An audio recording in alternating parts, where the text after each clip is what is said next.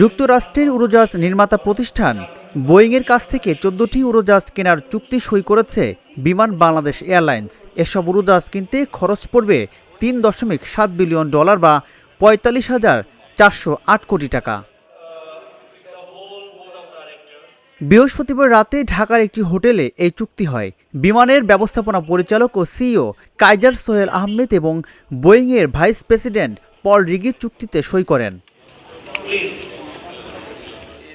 14টি উড়োজাহাজের মধ্যে 10টি হোয়াইট বডির 787 ড্রিমলাইনার এবং 4টি ন্যারো বডির 737 ম্যাক্স মডেলের উড়োজাহাজ।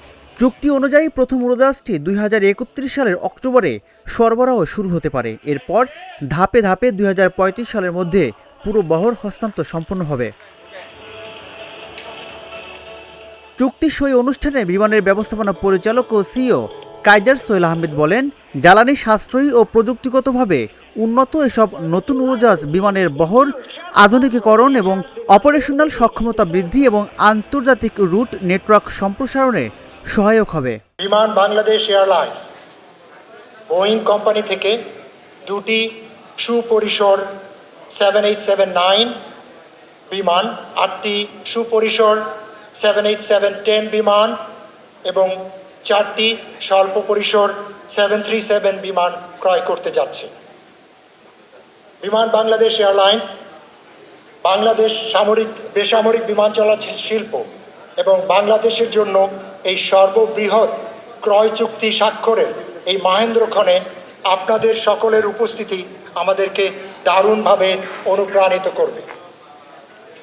নতুন সীমান্তে অভিযাত্রায় আমাদেরকে আত্মবিশ্বাসী ও দৃঢ় প্রতিজ্ঞ করবে। অনুষ্ঠানে বোয়িংয়ের ভাইস প্রেসিডেন্ট পল রিগি বলেন, এই চুক্তি দুই প্রতিষ্ঠানের দীর্ঘদিনের অংশীদারিত্বকে আরও শক্তিশালী করবে। The -10 will bring unmatched efficiency and increased capacity to high-demand routes, including the Middle East, while the 787-9 will serve long-haul routes to Europe and also North America. This order also marks Biman Bangladesh Airlines' first step into our latest generation 737 family.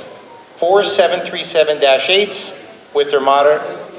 will modernize their single-aisle fleet and efficiently connect Bangladesh to destinations across the Middle East, Southeast Asia, and India.